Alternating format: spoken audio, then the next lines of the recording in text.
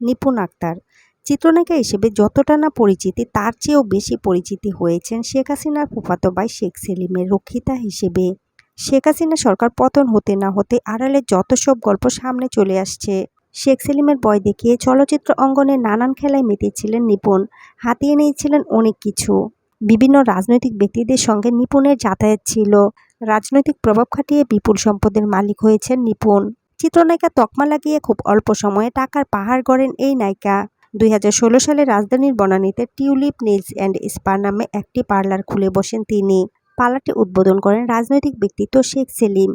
অনেকে বলেন এই পার্লারটি শেখ সেলিম উপহার হিসেবে দিয়েছিলেন নায়িকা নিপুণকে। নিপুণের নিত্য নতুন গাড়ি, বিদেশ ভ্রমণ, মেয়েকে বিদেশে পড়ানো সবকিছুর নাকি সমস্ত খরচ আসত রাজনীতি ব্যক্তিদের হাত দিয়ে। বছরে বেশিরভাগ সময় তিনি কাটাতেন বিদেশের মাটিতে। যে সময়টুকু তিনি এফডিসিতে থাকতেন সারাটা সময় চলত রাজনৈতিক ব্যক্তিদের পদচারণা।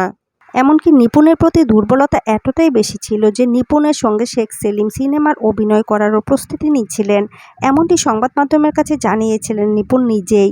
শেখ সেলিম এবং নিপুণের অনৈতিক সম্পর্ক ছিল ওপেন সিক্রেট। 2022 সালে 28শে জানুয়ারি বাংলাদেশের চলচ্চিত্র শিল্প সমিতি নির্বাচনে চিত্রনায়ক জায়েদ খানের কাছে সাধারণ সম্পাদক পদে হেরে যান নিপুণ। পরবর্তীতে বিজয়ী প্রার্থী জায়েদ খানকে অযোগ্য ঘোষণা করেন বাংলাদেশের চলচ্চিত্র সমিতির আপিল বোর্ড। পরবর্তীতে হাইকোর্ট জায়েদ খানকে সাধারণ সম্পাদক হিসেবে ঘোষণা করলেও প্রভাব খাটিয়ে সাধারণ সম্পাদকের চেয়ার দখল করে রাখেন নিপুণ। জানা গিয়েছে রাজুক থেকে নাকি তিনি অনেক টাকাও হাতিয়েছেন। 2001 সালে নিপুণ সাজ্জাদ হোসেন অপু নামে এক ব্যবসায়ীকে বিয়ে করেন।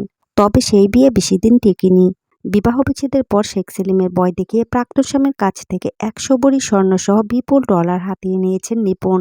ক্ষমতার জন্য এত যুদ্ধ চালালেও নিপুণের সিনেমা কিন্তু কখনোই সাফল্যের মুখ দেখেনি। তাহলে এত সম্পদ কিভাবে, কোথা থেকে পেয়েছেন নিপুণ? এই প্রশ্ন তো উঠতেই পারে। তো ভিউয়ার্স, ভিডিওটি আপনাদের কাছে কেমন লাগলো তা কমেন্টে জানাবেন অবশ্যই।